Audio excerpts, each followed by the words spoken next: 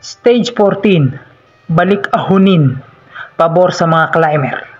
Unang summit finish sa Tour de France. May 151 kilometers, 4,000 elevation gain, maiksi pero mapanghamon mga ahunin kanilang susuungin. Maraming agresibong rider ngunit walang makatakas. Pagpasok ng huling 90 kilometers, natitirang nabuo ang dalawang grupo. Bago dumating unang matinding ahon, 21 kilometers long peloton kontrolado ng UAE. Pagpasok ng bukana ng ahon, 4 na minutong kalamakan ang 4 na breakaway. Ang una at ang kilawang grupo ay naging isa sa unang bundok kasama si Van der Poel, Rui Costa, Kwiatkowski at iba pa. Unang bundok na nanatiling 4 na minutong kalamangan ng mga nangunguna.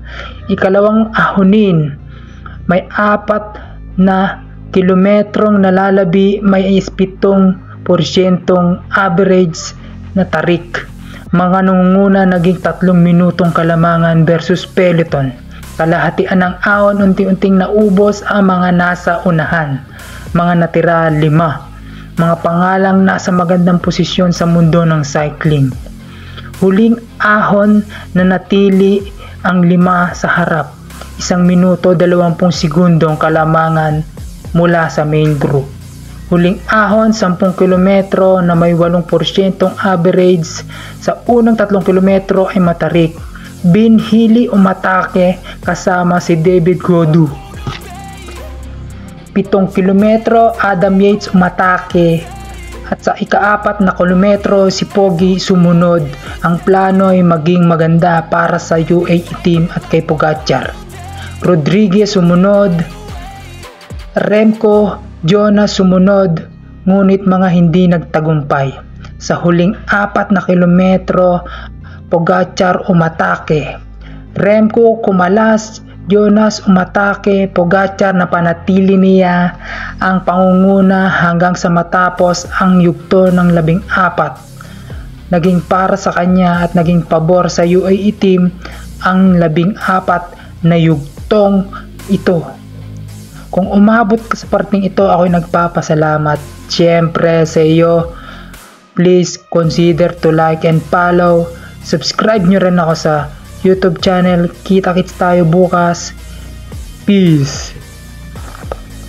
Mga nanguna at points classification jersey.